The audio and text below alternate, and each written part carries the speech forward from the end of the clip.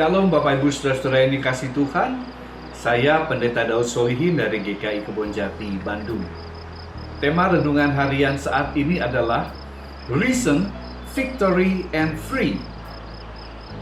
Bapak Ibu Saudara, di balik euforia Paskah, wajah asli kebangkitan Kristus dari kematian adalah kemenangan atas maut. Kemenangan yang menyempurnakan keagungan dan kemuliaannya sebagai anak Allah. Rasul Paulus sendiri mengemukakan nilai dasar kebangkitan Kristus dalam suratnya 1 Korintus pasal 15 ayat 20 yang berkata, "Tetapi yang benar ialah bahwa Kristus telah dibangkitkan dari antara orang mati sebagai yang sulung dari orang-orang yang telah meninggal." Bapak Ibu Saudara, kata sulung dalam bahasa aslinya adalah aparse, merujuk pada buah sulung dalam musim panen.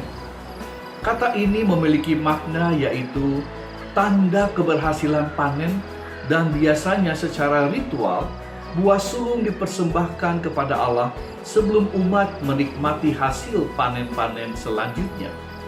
Para petani yang sudah berjuang menabur benih gandum, menjaga dan memelihara kesuburan tanaman gandum, akhirnya dapat memanen, memetik hasil jerih payahnya. Ini adalah kemenangan para petani gandum. Dan hasil pertama dari panen itu dipersembahkan kepada Allah. Bapak Ibu Saudara, kebangkitan Kristus dari kematian juga adalah kemenangan atas maut.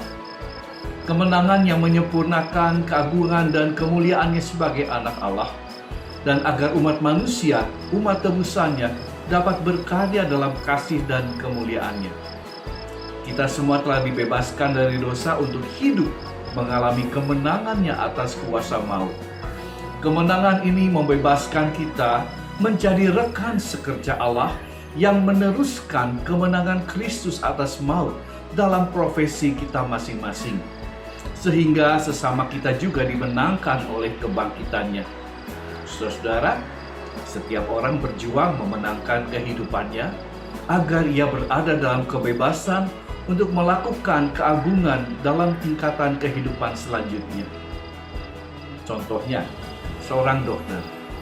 Ia berupaya sungguh memenangkan kesetiaannya pada butir ke-6 dari 11 sumpah Hippocrates yang menyatakan, "Saya akan berikhtiar dengan sungguh-sungguh supaya saya tidak terpengaruh oleh pertimbangan keagamaan, kebangsaan, kesukuan, politik, kepartaian, atau kedudukan sosial dalam menunaikan kewajiban saya terhadap penderita."